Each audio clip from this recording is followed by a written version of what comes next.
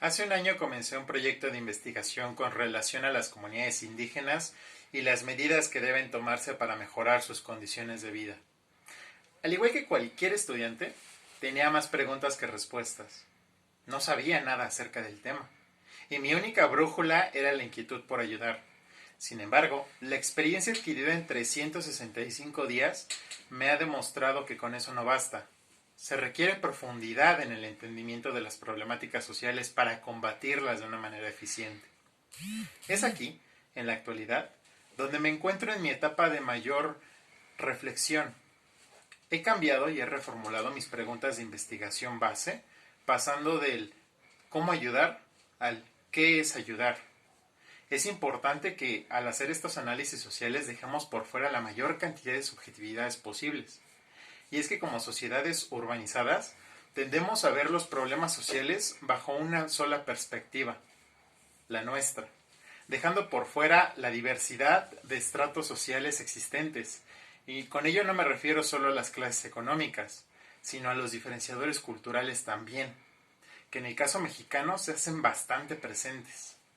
Un problema social a tratar, por ejemplo, es el cambio climático, que se entiende como la consecuencia de las altas emisiones de gases de efecto invernadero.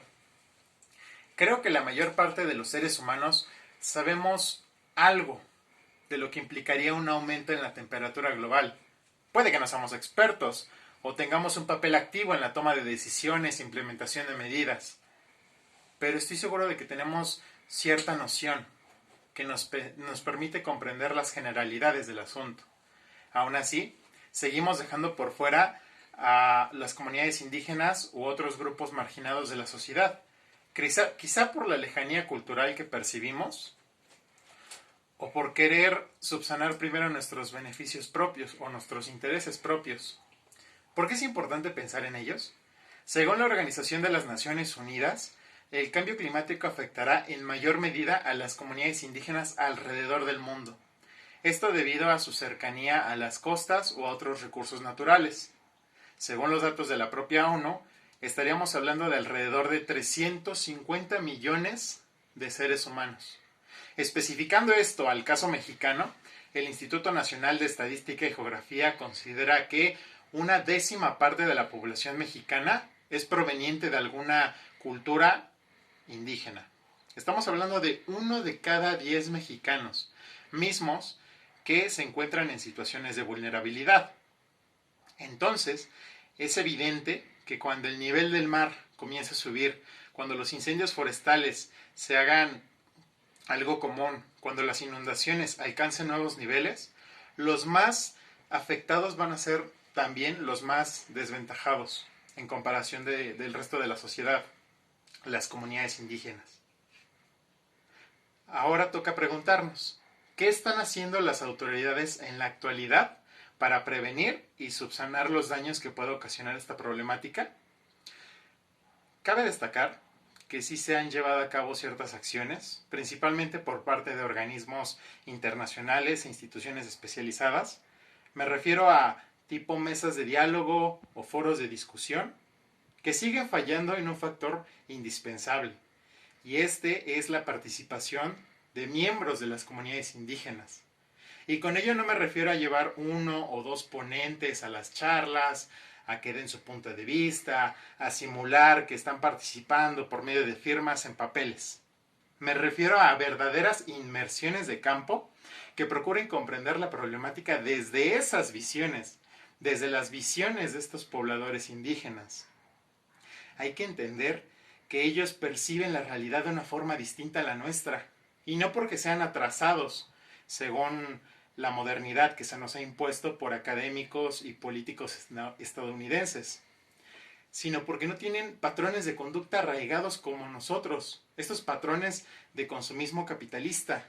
Y ojo, este no es un aspecto negativo de las comunidades urbanas, pero sí es un diferenciador cultural que no se puede negar. Puede que la idea anterior haga que se me identifique como un indigenista, es decir, como un individuo que percibe todo lo indígena como algo soñado, como algo deseado. Pero es importante también notar que dentro de la ecuación del daño ambiental Las comunidades indígenas tienden a ser autosustentables y las comunidades urbanas no. Nosotros lo estamos dañando más al medio ambiente. Y curiosamente los más afectados no seríamos nosotros, sino los que menos la dañan. Así, el diálogo horizontal se vuelve pieza clave en la gobernanza que se quiere construir, una gobernanza eficiente e inclusiva. Y aquí es donde viene lo más difícil. Ya sabemos que el concepto de diálogo horizontal es importante. Ahora, ¿cómo lo logramos implementar en la realidad? ¿Con qué mecanismos? Yo propongo 3 posturas principales. 3 mecanismos de acción que espero sirvan de pauta para que ustedes se cuestionen otros mecanismos u otras formas de llevar este concepto del diálogo horizontal a la realidad. Primero, se requieren cambios estructurales. Para ello es aconsejable modificar algunos apartados de la Constitución Política de los Estados Unidos Mexicanos, específicamente en los lugares donde se habla sobre la autodeterminación de las comunidades indígenas. ¿Por qué? Porque en el texto actual hay ciertas contradicciones que impiden el correcto accionar de los actores políticos y civiles. Por ejemplo, se permite la autodeterminación siempre que se respeten los preceptos constitucionales. Suena una idea clara, sencilla, pero al intentar aplicarla a la realidad, uno se encuentra con que resulta en un problema de entendimiento, porque no se está especificando dónde llega realmente esta autodeterminación. Y esto como ejemplo. Ahora bien, si se quiere reforzar el sistema legal mexicano de una forma más amplia, lo ideal no es poner contradicciones en el texto constitucional, sino añadir nuevas normativas que permitan un mejor entendimiento de los conceptos, como lo pueden ser leyes generales o leyes federales, en todo caso. Para terminar con este primer punto, les dejo la siguiente pregunta de reflexión. Si ya contamos con cierta paridad de género en los procesos electorales mexicanos, ¿por qué aún no implementamos cuotas poblacionales en los congresos? Es decir, si una 10ª parte de la población total es proveniente de una cultura indígena, ¿por qué no se refleja en los congresos locales y federales?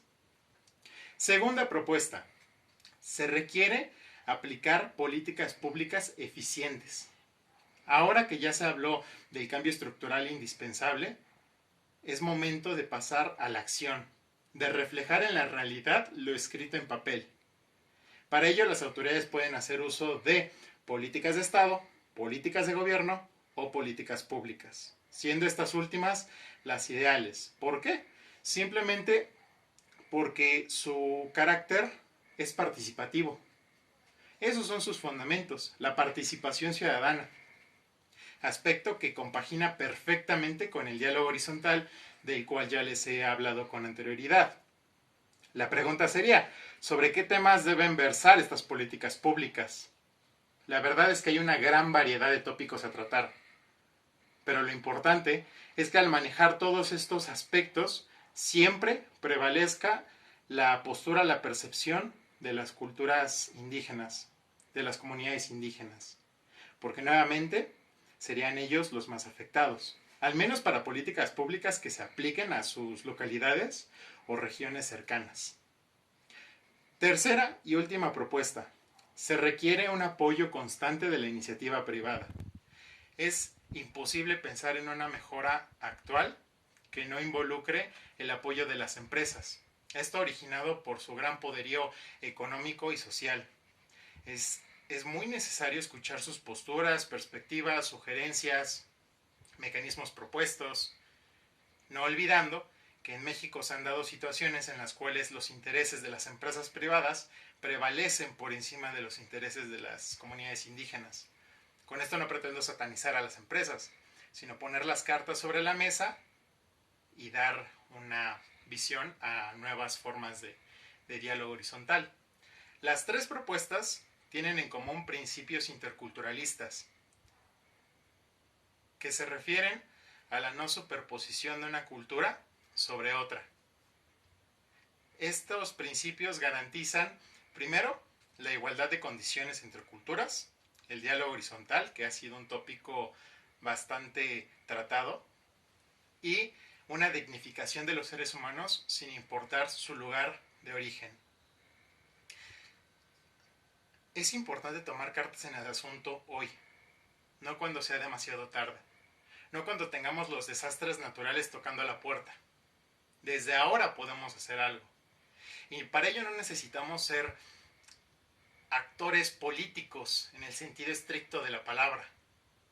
El voto es un buen mecanismo de acción.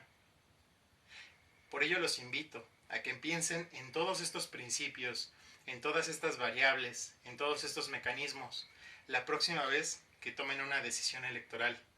Esto no solo es por el bien de las comunidades indígenas, es por el bien del sentir mexicano, de nuestro país. Todo lo que he dicho aquí se puede contraargumentar fácilmente. De hecho, invito a todos los asistentes a hacerlo, pues como les dije al inicio, mediante mi anécdota, cuestionarse todo puede llevarte a hacer preguntas cuya respuesta quizá sea la solución a los problemas vigentes y futuros. Muchas gracias.